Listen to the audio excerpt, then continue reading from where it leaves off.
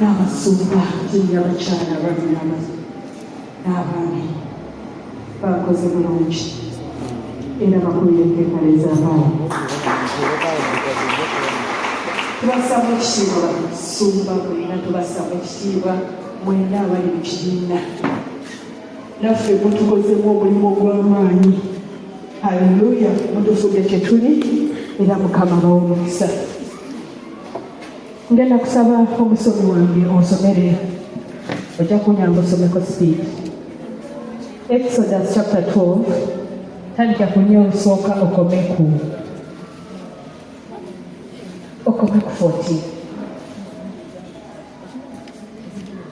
Okome ku 14 okuva essula 12 olunya olusooka.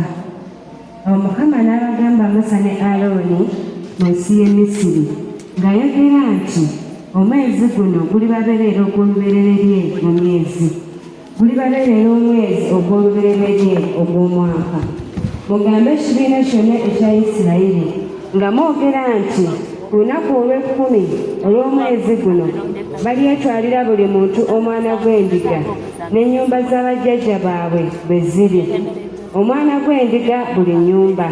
Era ennyumba bw'ebanga entono nga temalewo omwana gw'endiga, kale ebeere ne muliraanwa ali okumpi n'ennyumba ye, bamutwale ng'omuwendo gw'emyoyo gy'abantu bwe guli, buli muntu nga bw'alya. Mulibawa ku mwana gw'endiga. Omwana gw'endiga gwammwe tegulibaako bulema. Omusajja ogwakamala omwaka muligulya mu ndiga oba mu mbuzi. Muligujja mu ndiga oba mu mbuzi olunaku olw'omukaaga. Muligutereka okutuusa olunaku olw'14 olw'omwezi guno.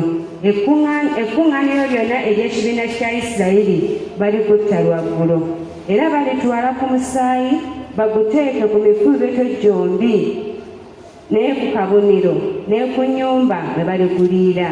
Awo balirya ennyama mu kiro kiri ng'eyokebwa n'omuliro n'emigaati egitali mizimbulukuse. Baligiriira ku nva ezikaawa olunya olw'omwenda.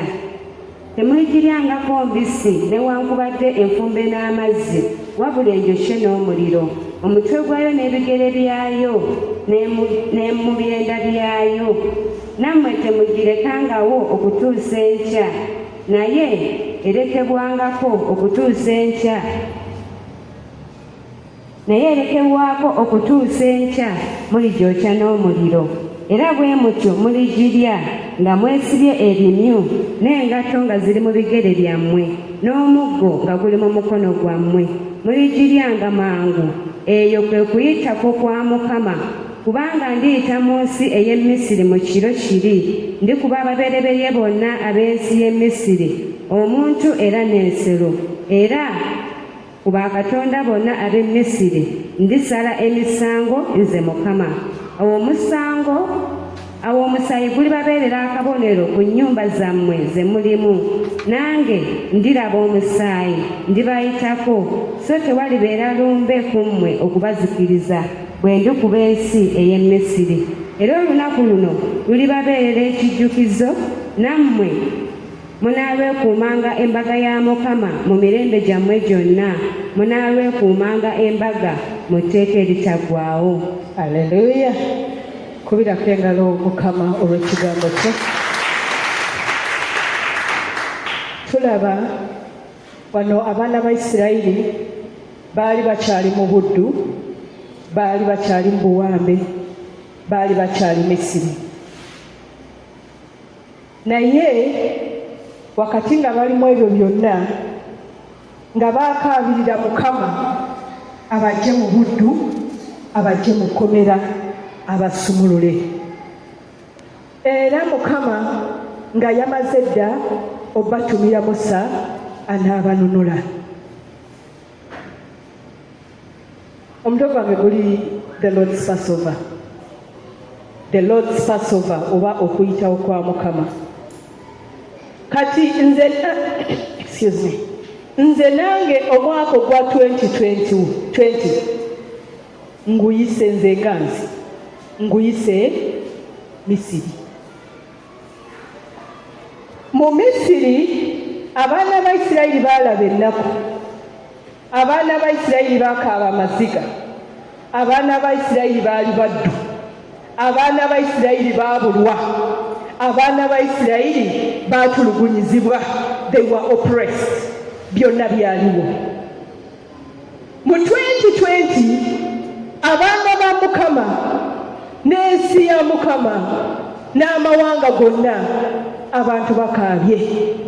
Waliwo kye bayita okukaaba okw'ebiboobe, bakubye ebiboobe, abantu balabye ennaku, abantu bafiiriddwa emirimu, abantu babonyeebonye, abantu babuluddwa ne gye basula. Tekyali ku baana ba Isirayiri bokka, naffe tukirabyeko. Naye abaana ba Isirayiri ne basalawo kabakaabirire Mukama, Mukama n'awulira okukaaba kwabwe.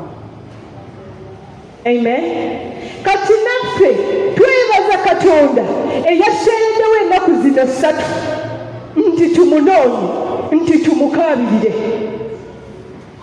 Ate n'aseerako ennaku zino 3 kwe kuyita kwamu, it is the Lord's Passover.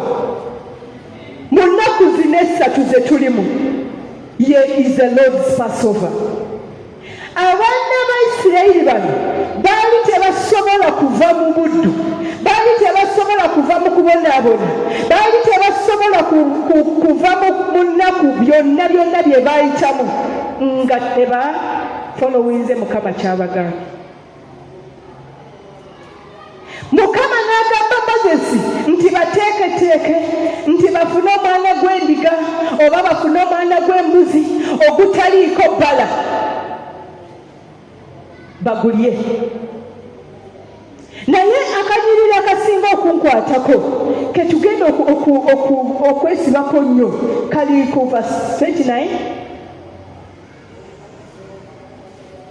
Verse 39.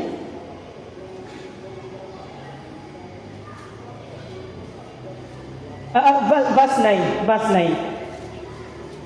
Verse 9. Okuva essula 12 Onyola omwenda. Temugiryangako mbisi newankubadde enfumbe n'amazzi, wabula enjokye n'omuliro. Omutwe gwayo n'ebigere byayo n'ebyomunda byayo. Wano Mukama n'abagamba n'abawa instructions engeri gye balina kulya omwana gw'endiga. Jjukira baagala kuva mu buwambe, jjukira baagala kusumulwa, baagala babeere baddembe. Naye waaliwo kye balina okukola basobole okuteebwa. Ekye baali balina okukola kwali kulya mwana gwa ndiga. Haleluya. Kati naffe olwaleero in these 3 days tugenda kulya mwana gwa ndiga. Wandiba yasooseewo Pastor Giduno, Mukama akupeera omukisa, ng'eyasooseewo Pastor Giduno byabadde bigere. In fact byabadde byenda, kubanga yabudde ku ki? Ku mutima. Haleluya.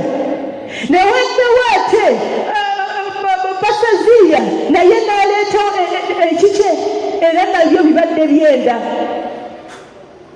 Naye wano atugambye nti mulye, ebigere mubirye, amaaso mugalye, ebyomunda mubirye, amatu mugalye. Lwaki? Baagala kusumulwa. Ndabyeko abantu nga bw'aba mulwadde ne bamugamba buli kye bamuleetera akirya. Ne bwe bamugamba nti munange oyo pupu w'embwa awonya, amulya ng'anoonya kuwonyezebwa. Bangi ne batwala mu masabo ne batuuka n'obaliisa ebintu biri ebya palizi ebyaki, nga lwaki? Anoonya kuwonyezebwa, anoonya kubeerwa. Naye biri byonna bye balidde, biri byonna bye balya, tebafuna bulamu. Tetugenda kulya ekituwa obulamu. Zino ennaku 3 za kulya. Era nkusaba Mukama akunyambire buli emusumba jjo wano making sure olina paati gy'olidde. Abamu ku ffe tugaana tutulaba ndabayo n'ekigatto, ndabayo n'ow'ekiviiri kyali kitya, ebyo biveeko. Oyina woyagala kuva Misiri ye 2020 oyagala givaamu abamu bagamba 2020 twagideliitinze ku kalenda gwe togideliitinga mmanya ereka esigale ku kalenda naye yatugambye that it will be memorable in your lives. Amen. Kati naffe omwaka guno gwa 2020 nga baana ba Isirayiri tebalyerabira Misiri era kisigala nga kijjukizo gye bali, naffe omwaka gwa 2020 wandiba ng'olabiddemu ennaku, wandiba ng'okaabya amaziga ng'abamu kumwe n'emirimu gyafa. Leka kibeere ekijjukizo. Naye bw'okufuluma omwaka gwa 2020 tulina kulya omwana gw'endiga. Omwana gw'endiga guno tugenda kulya bigere, omwana gw'endiga guno tugenda kulya myenda, omwana gw'endiga guno tugenda kulya mikono, omwana gw'endiga guno tugenda kulya mutwe, tugenda kulya amaaso, amatu tugalye, buli kapaati konna kalye. Amen. Kati wano nalyoka abagamba the Lord's Passover nalyoka abagamba nti soma basati Onyolo 13 awo omusaayi guli babeerera akabonero ku nnyumba ze mulimu, nange bwe ndiraba omusaayi ndibayitako, so tewalibeera lumbe ku mmwe okubazikiriza bwe ndikuba ensi y'e Misiri. Kati tetugenda koma kulya musaayi ganini kulya omwana gw'endiga gwokka, tugenda kukozesa omusaayi gwa Yesu. Omanyi oluggi luno lwolaba oba luli luyingiza ne lufulumya. Omwaka gwa 2020 luggi tulufuluma tuyingira mu 2021. Oluggi lwa 2021 tugenda kuteekako omusaayi gw'omwana gw'endiga. Tuteekeko omusaayi gw'omwana gw'endiga. Amusori sigenda kusanyusa muntu, sigenda nkusanyusa ekukyamukiriza ekulimbe nti 2021 egenda kubeera nyangu, nti 2021 egenda kubeera mwaka gwa seereya, gugenda kubeera mwaka muzibu. Naye eri abo bonna abanateeka omusaayi gw'endiga ku luggi gugenda kubabeera mwangu. 2021 kugenda kubeera muzibu n'okusinga 20. Naye abo bonna abanaalya omwana gw'endiga ne bagulya ebigere ne bagulya buli paati yonna ne batabawo kye basosola gugenda kubabeera mwangu. Obujulizi butuukirira bwa Pasazirya bwawadde n'agamba mu korona muno nga naffe tulya nkoko, mu korona muno mulengejjedde nga sikola, naye waliwo abakaaba bali eri bakaaba tebalina kye balya, bali eri bakaaba bali mu mbeera mbi, emirimu gyabagwako, abamu baddeyo mu kyalo. Naye ffe abali omwana gw'endiga, ffe abali omusaayi ne twapulayinga omusaayi ku luggi, tetugenda kudda mu kyalo, tetugenda kaaba maziga, tetugenda kulaba nnaku. It is the Lord's Passover. Tuva Bayibuli egamba tuva mu kitiibwa nga tudda mu kitiibwa. Haleluya. Guno kagubeere mubi, kubenga okaabya amaziga, olina woova, olina wodda, naye kulya mwana gw'endiga. Amen. Tugenda kulya mwana gw'endiga. Kusooka kwa byonna tugenda kukwatako kapaati katonotono. Atugambye mulye omwana gw'endiga, atugambye mulye paatisi zonna, temubaako kye mulekayo. Kati tutandikire ku ki? Tutandikire ku mutwe. Haleluya. Waliwo ebisolo bimu bye basala ne batalya mitwe, kati ng'enkoko omutwe tebagulya, n'etreku endala omutwe gw'enge tebagulya. Biba byakusuula. Naye ffe waliwo omwana gw'endiga bwe tugenda okulya n'omutwe tugulye, oba gulimu enviiri tugulye, oba gulimu maaso tugalye. Kati tugenda kutandikira kulya ku mwana omutwe guno. Omutwe guno tuyamba ki bwe tugulya? Kusooka kwa byonna bwe tunaalya omutwe guno gugenda kutuwa omwoyo w'amagezi. Omwaka ogwa 2021 tugwetaaga abantu ab'amagezi, abalaba awali okukaaba bo ne balabirawo opportunity, awali we balaba nti simanyi oluggi luggale olw'emirimu, bo we balabira oluggi oluggule. Oyo mwoyo w'amagezi ndi omutwe. Bali bajja gamba nti emirimu kampani bazigadde biki emirimu gyonna enzigi zigaddwa zigaddwa naye ffe abaali omwana gw'endiga ne tuli omutwe ffe tulaba enzigi ezigule atuwadde omwoyo w'amagezi. Haleluya. Tugenda tulye amaaso gano tusobole okulaba abalala we balaba. Kati kanjogere waliwo abagenda ne balaba ne bagamba nze sobola kukwata mu bintu ebyo ebiddugala ebyo. Waliwo Micah side business, I refill cartridges bazikozesa mu printer naye cartridges ezo zibeera mu powder ene printing ku ink kale empapula zonna ebeera powder okufulumya ebigambo. I do it as my side business. Naye omulimu ogwo abantu basobola ogwenyinyala nti guddugala. Naye in fact the other day I was even testifying to my children nga twabadde tusharingamu ekigambo kya Mukama ne tusharingamu ne banyimbuuza naye wali okola ki ne mbaga eri navaayo ate kati nekosa business yange naye nemba testifyingira baana bange ne mbagamba nti kati business gyenkola omusaala gwe nali nfuna after 30 days bwe mba nkoze cartridge refilling ngufuna lunaku olwo. Naye ng'olaba nti bintu biri awo biddugala biri awe birimu enfuufu biddugala n'enjala. Waliwo Pastor Bridget bwe yagamba agagalo nengamba laba yoono bwe mba ntudde ku lusaniya lw'embizzi oba tokyasobola kumanya agagalo. Haleluya. Kati bassebo ne banyabo tugenda kulya amaaso ga Yesu Kristo. Amaaso gano tujja kulaba abalala we balabira nti bino biddugala ndisimanyi gino emirimu mibi ffe we tulabira opportunity ffe we tulabira nti zino ssente balirabanga ettaka balirabanga bitositosi ffe tulaba ssente. Amen. Balirabanga ebyenyenyaza balirabanga biki biswaza ffe tulabira ssente. Bagenda ne bagamba nti okuyimirira ku kkubo wali okubuulira ekiri kiswaza ne basobola nogamba nti oyo yagwa eddalu biki bo bakirabanga okuswaza ffe tukirabanga kya muwendo gye tuli okuweereza Katonda.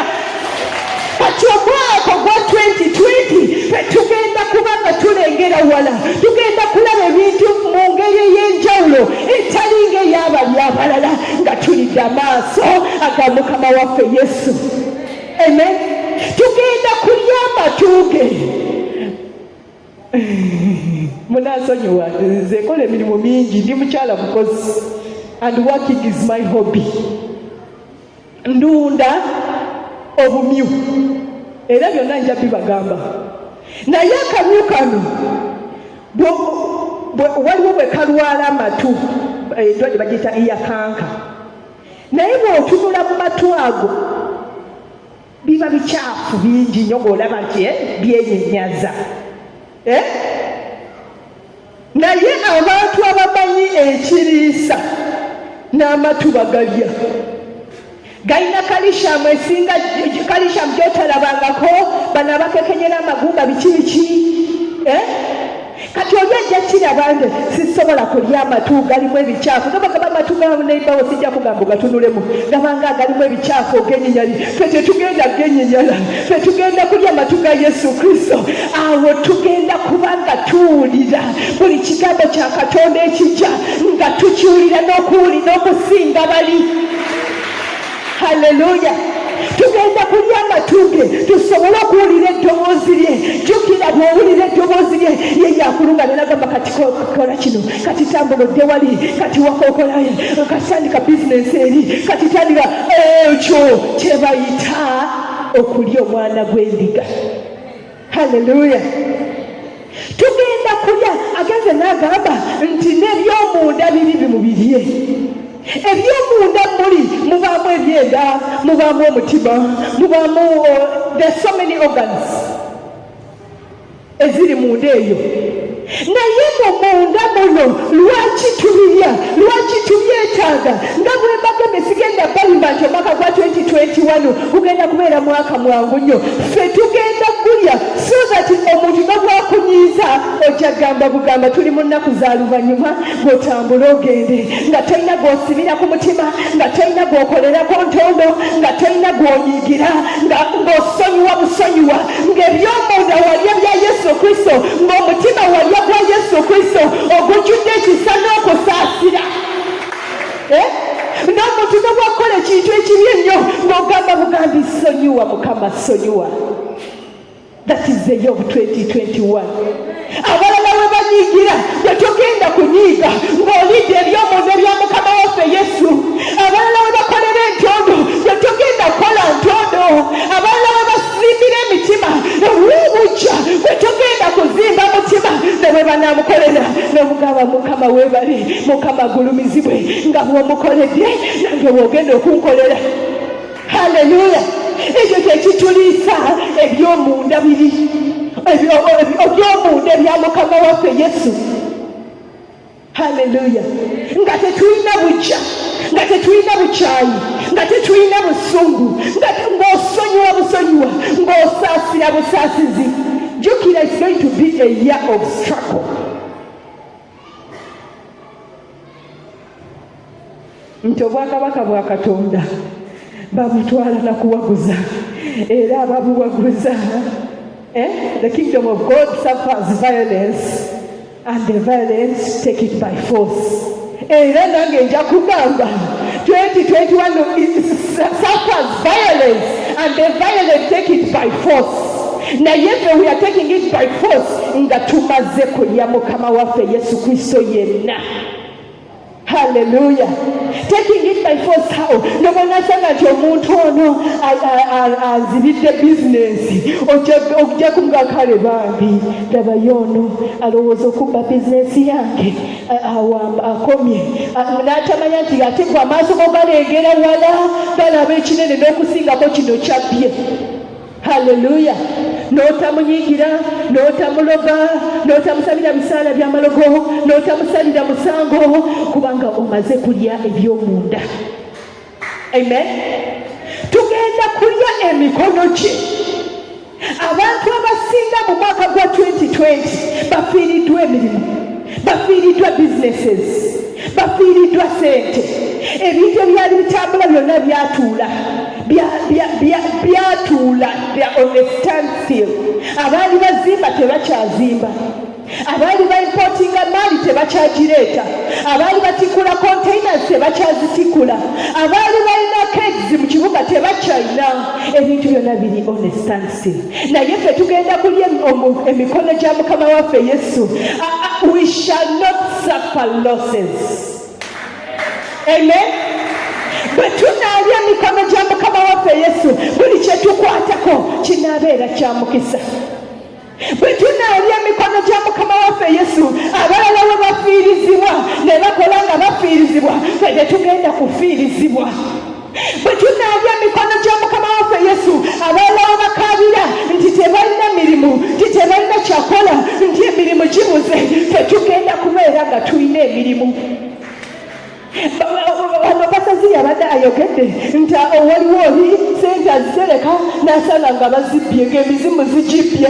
Abalala bana emizimu ginabba sente zaffe naye seffe zaffe nga tezisobola omulabe tasobola kuzibba kubanga tulidde emikono gya mukama waffe yesu. Kubanga there is a scripture I love it so much egamba nti oli yenna ali mu mikono gye tani asobola kumugyamu. Kati imagine oli mu mikono gye kati imagine bw'ogirya kibitegeeza buli kyokwata teryasobola kukijjamu. Buli ekitudde mu ngalo zo kiba kinywerera kiba kigumira ddala nga teryasobola kukijjamu nga tosobola kusafaringa losses. Ndesimanyi oba sente bazibbye, ndesimanyi gye sente zibadde zitya, ndesimanyi bwe zimpita mu ngalo. Ebyo byonna bijja kuba ngero kubanga it is the Lord's Passover. Amen. Tugenda kulya amagulu ge. Amagulu ge abantu abasinga amagenda mafu.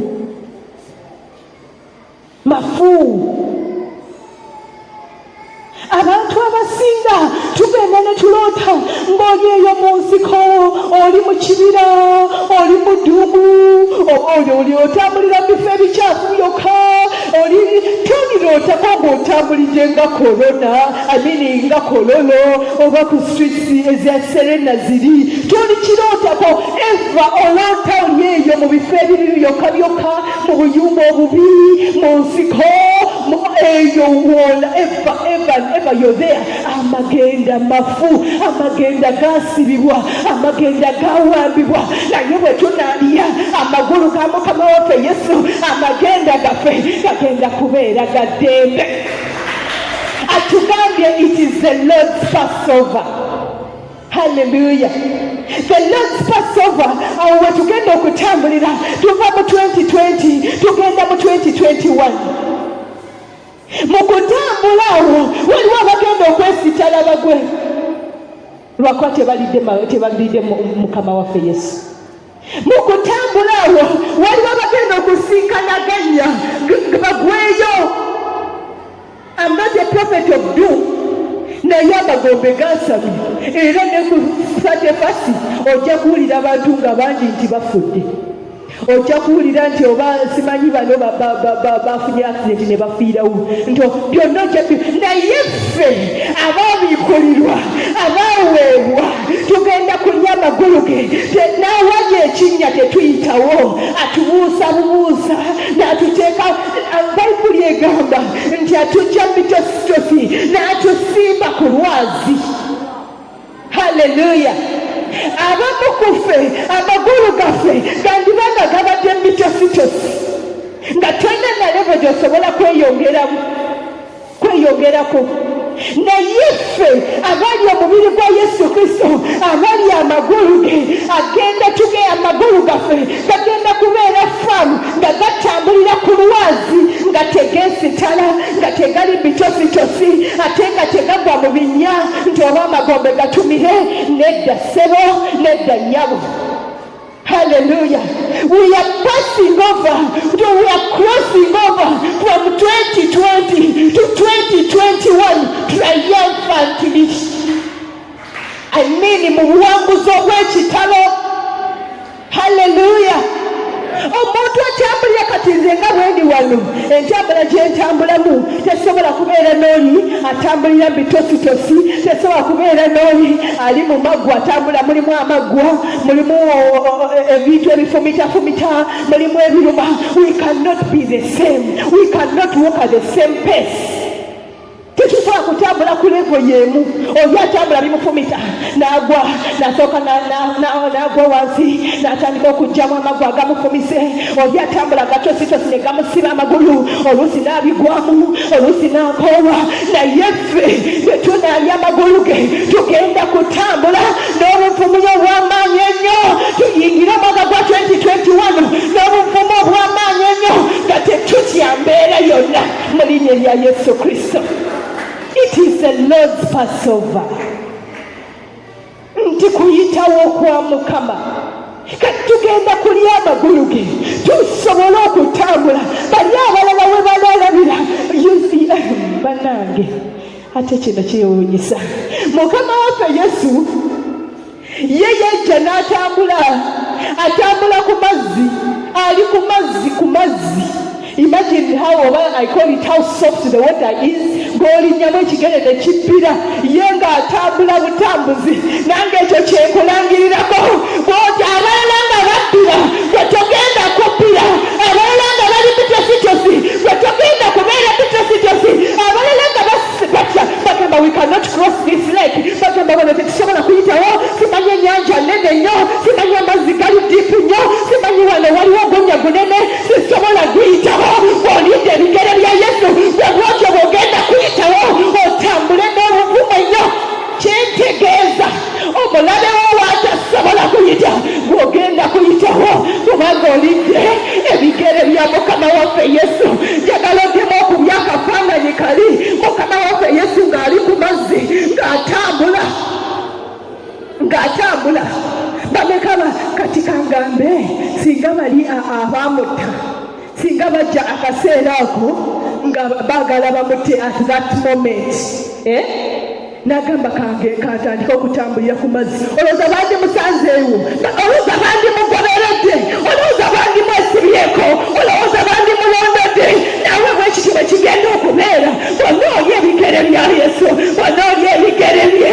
N'ababadde bakugoba tebaagala kutta, n'abadde bakugoba tebaagala kuzikiriza, tebaagala bakukaabye, bakugoba ku mirimu, bakugoba mu bufumo bwo, tebagenda kusobola, tebajja kusobola. Gwe w'olinnya tebasobola kulinnyawo. Haleluya! Gwe w'olinnya tebasobola kulinnyawo. Lwaki? Wali ebigere bya Mukama waffe Yesu, ebyo byatambuliranga ku mazzi, ebyo byatambulira ku mazzi. Omuntu bwe bamukwata kye basooka okukola bamusiba emikono ne bamusiba n'amagulu. Nga banaakuwangula kye bakusookerako nga bakukutte bakusiba emikono n'amagulu. Oba tokyasobola kutambula, oba tokyasobola kudduka, bw'onoolya ebigere bya Yesu Kristo, ono omusajja, ono omuwanguzi.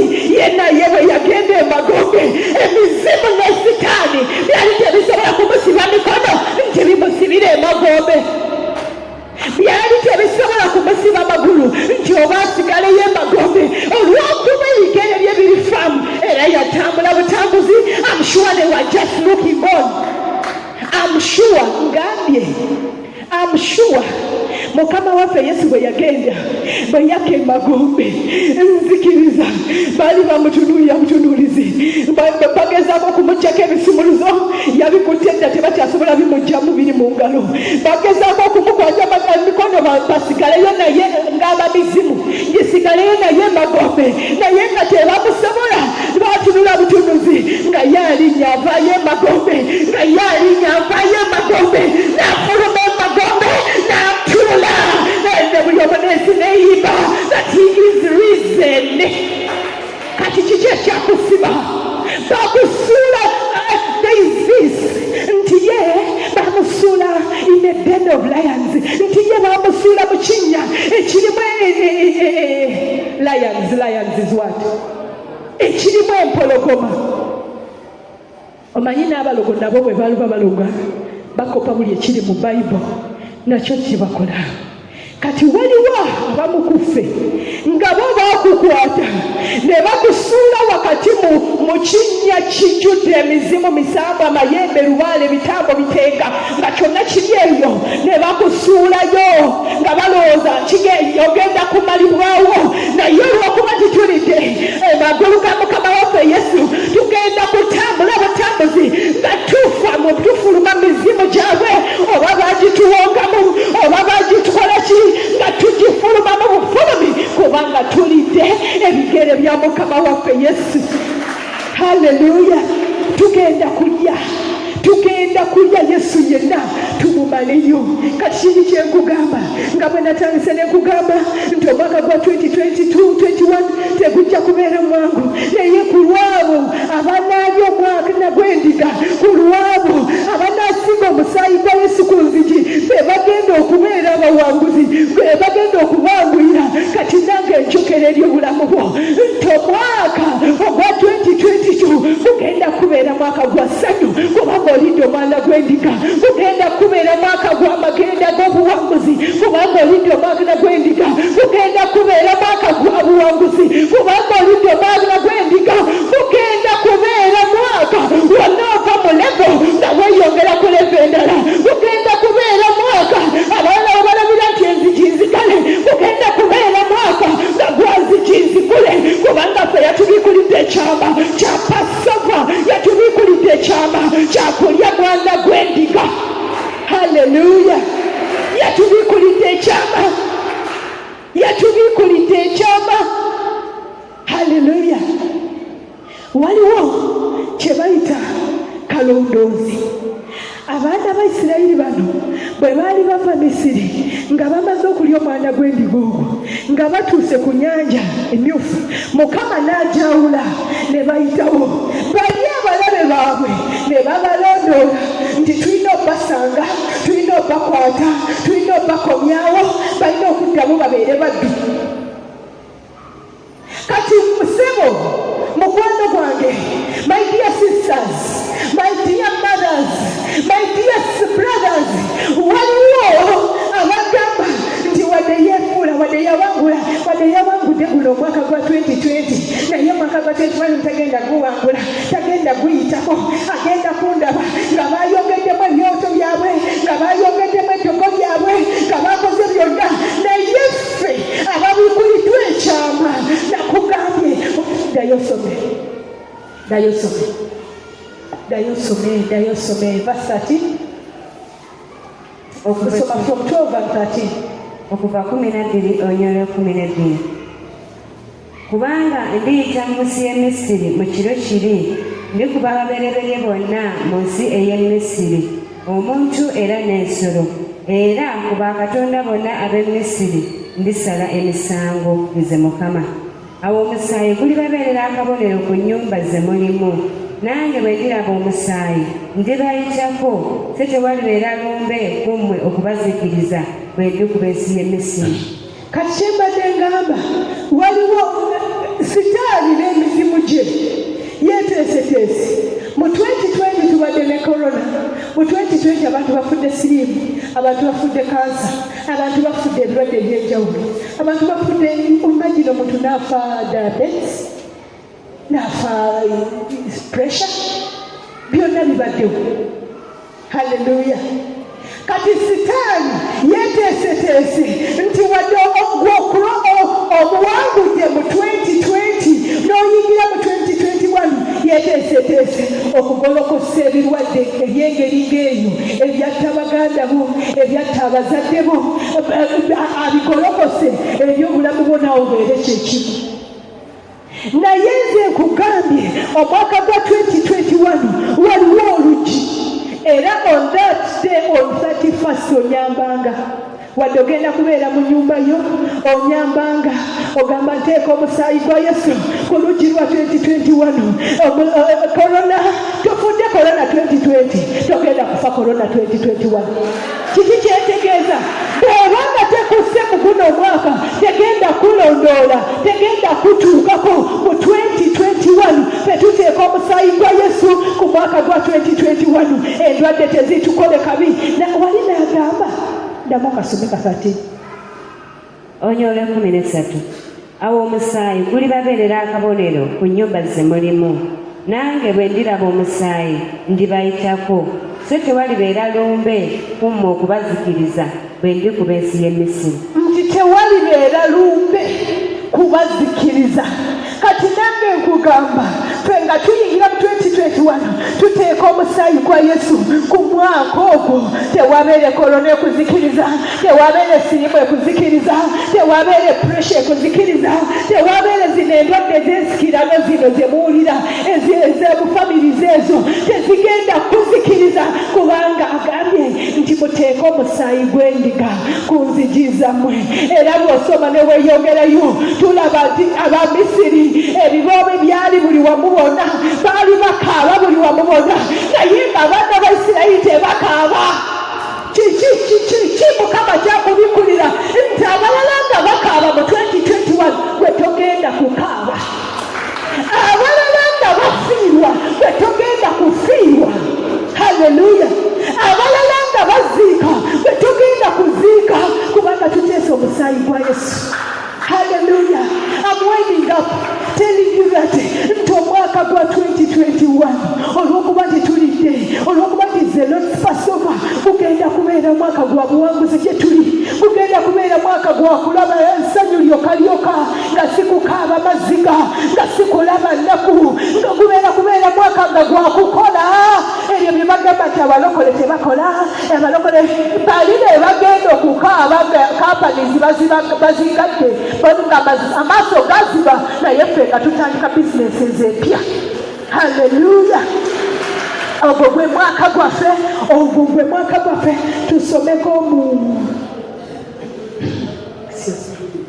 verse 36 tusomeraako the same scripture, verse 36. Onyiri olwa 36. Mukama n'abawa abantu okwagalibwa mu maaso g'Abamisiri, ne babawa bye baasaba, ne banyaga Abamisiri.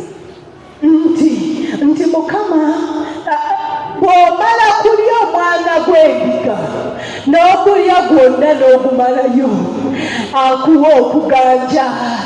Haleluya.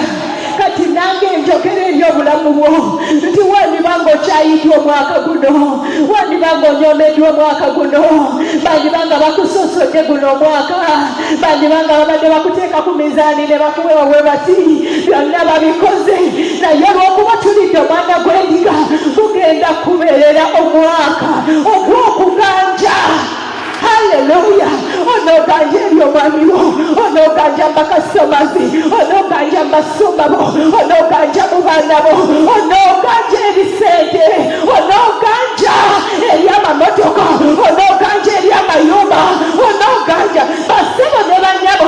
Omuntu alimu okuganibwa n'ennyumba ekudduka, n'esente ne zikudduka, n'abaana ne bakudduka, n'omwami gw'osula naye n'akudduka, n'omukyala gw'osula naye n'akudduka. Naye ffe abalidde omwana gw'endiga atuteekako okuganja, tugenda kuganja, kubeera mwaka gwa kuganja.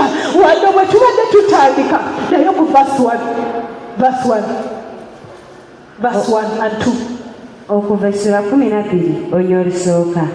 Mukama n'abagamba Musa ne Alooni mu nsi y'e Misiri ng'ayogera nti omwezi guno gulibabeerera ogw'olubereberye mu myezi, gulibabeerera omwezi ogw'olubereberye ogw'omwaka. Nti gulibabeerera mwezi, meaning that I'm not telling you this. Bakiyita batya? I'm commissioning 2021. Mukama ayambe ekinnyonnyole mu Luganda.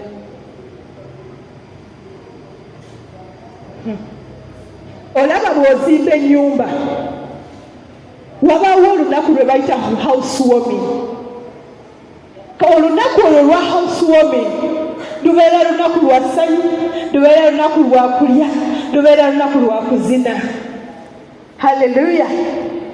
Naye olunaku olwo lukubeerera olunaku mu nnaku zonna w'obadde eri ng'opangisa, nga bakusuulira ebintu wabweru, nga bakusaba lwenti, bakubanja buli kaseera, nga bakulangira byolya bw'ogula kakiro k'ennyama. Olwo olunaku olwo lukubeerera olunaku. Kati nange kyenkugamba, kasita watandise ennaku zino ennaku 3 ez'okulya omwana gw'endiga zigenda kubeerera ennaku ezikomishoninga mu 2021. Mbagadde obayingira ennyumba bakola pate, housewarming ebeera pate. Naye kiralayo omuntu abeera ku pate ng'anakuwadde mpozi nga mulogo, naye ate mu housewarming n'omulogo tomuyita, uyita bamikwano gyo ne musanyuka.